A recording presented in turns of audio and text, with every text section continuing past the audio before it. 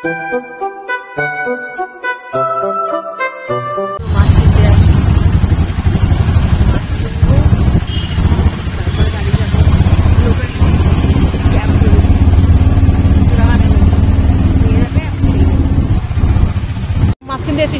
অসুবিধা করবি না। हाँ 1 kg 200 रुपये का दो।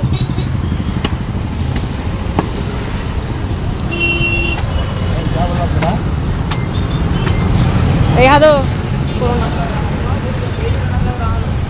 यही ना मास। हाँ हाँ ठीक है।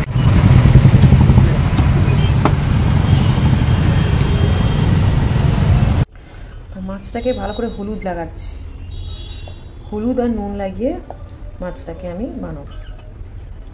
ভালো করে হলুদ লাগাচ্ছি আর একটু নুন লাগাবো।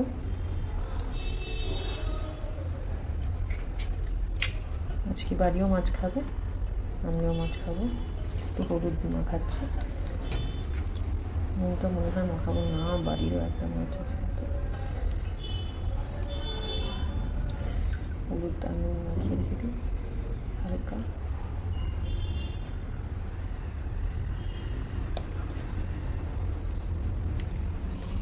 হালকা নুন দিচ্ছি মাছে, একটু হলুদ একটু নুন, ব্যাস মাছটায় দিয়ে মাছটাকে ভালো করে বানাতে হবে। মাখিয়ে দিচ্ছি হলুদ আর নুনটা মাছের মধ্যে। আমি খুব একটা যে আমিষ খাই সেটা না, একদমই না। আমি নিরামিষ খেতে পছন্দ করি বেশি। আজকেও খুব কষ্ট লাগলো যখন মাছটা আমার সামনে কাটা হলো, আমার খুব কষ্ট লেগেছে। কিন্তু সবাই বলছে যে না মাছ মাংস খাওয়া উচিত, কোলাজেন পাওয়া উচিত, কিন্তু কি মাছ মাংসের মধ্যে কি কোলাজেন আছে সেটা আমার জানা নেই। তো এখন আমার খুবই নোংরা আছে, কালকে ঝুড়ি বানিয়েছিলাম, তাই পুরো পরিষ্কার করতে হবে। মাছটাকে ভাজবো। আমি ফরচুনার এই কাচ্চি ঘানি অয়েলটা নিই, ইউজ করি। তো এটা একটু গরম হয়ে গেলে তেলটা আমি ঢালবো, তারপরে মাছগুলো ছাড়বো একটা করে। আমার গ্যাসও আছে, বাট গ্যাসে সেরকম রান্না করি না, কিন্তু গ্যাসে চটপট হয় না, তো তাই এখানে রান্না করলে তাড়াতাড়ি ফ্রাই হবে, তাই ফরচুনের কাচ্চি ঘানিতে পাইয়ে ভাজবো। তো আমি একটু এটা গরম হতে দিচ্ছি, তাওয়াটা, সরি কড়াইটা। বেশি তেল দেবো না, তাই না।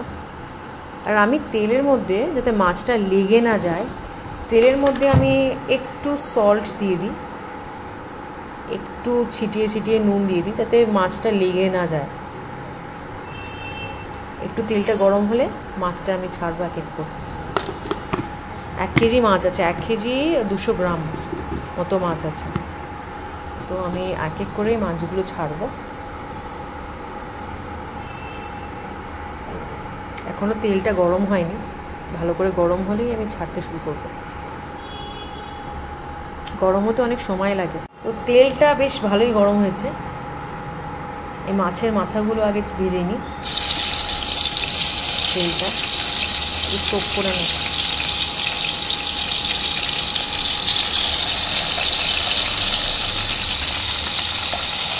তেল শিখতে খুব খারাপ লাগে।